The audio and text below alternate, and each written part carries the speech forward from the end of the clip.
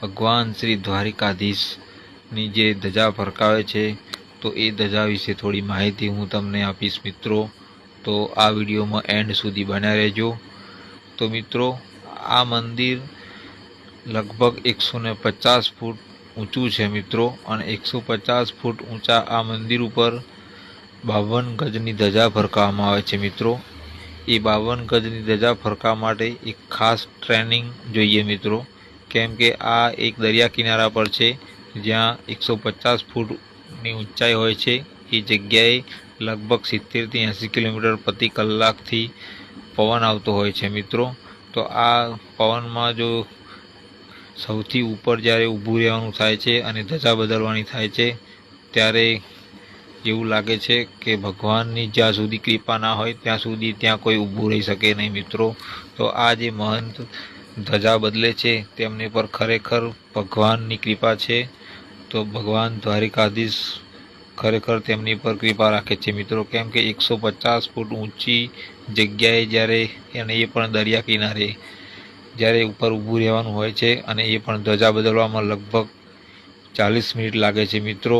તો આ 52 ગજની ધજામાં જ્યારે પવન અથડાય છે ત્યારે તમને તો ખબર છે કે આપણે થોડો પવન આવે તો પણ આપણે ગબડી જતા હોય છે મિત્રો। જ્યારે આ 150 ફૂટની ઊંચાઈ પર આ મહંત જ્યારે ઊભા રહી અને આ ધજાને બદલે છે, અને એક વાર નહીં, દિવસમાં 5 વાર આ ધજા બદલવામાં આવે છે મિત્રો।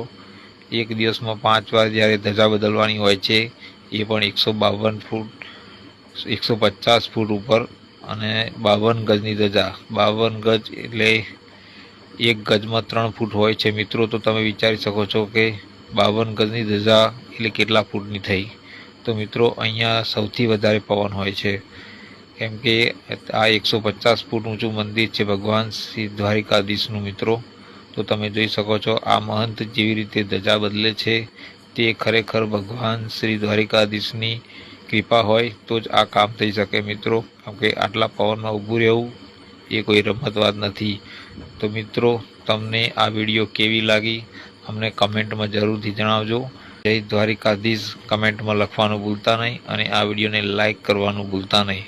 તો તમે જોઈ શકો છો મિત્રો, આ મહંત પર ખરેખર ભગવાન દ્વારિકાધીશની કૃપા છે, જે દિવસમાં 5 વાર ધજા બદલે છે, અને 150 ફૂટની ઊંચાઈ પર ત્યાં એકલા ઊભા રહી, અને સૌથી જ્યાં પગ બે મૂકવાની જગ્યા સૌથી ઓછી જગ્યા હોય છે તો છતાં પણ ત્યાં ઊભા રહી અને તે આ રીતનું કામ કરે છે મિત્રો। તો તમે જોઈ શકો છો નીચે આવ્યા પછી તે ભગવાનને પ્રણામ પણ કરે છે અને એમનો આભાર માને છે મિત્રો।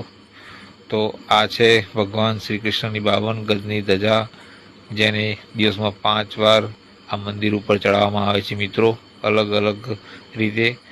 તો તમને આ વિડીયો કેવી લાગી અમને કમેન્ટમાં ભગવાન શ્રી દ્વારિકાધીશ જય દ્વારિકાધીશ લખવાનું ભૂલતા નહીં, અને આ વિડીયો લાઈક કરવાનું ભૂલતા નહીં મિત્રો।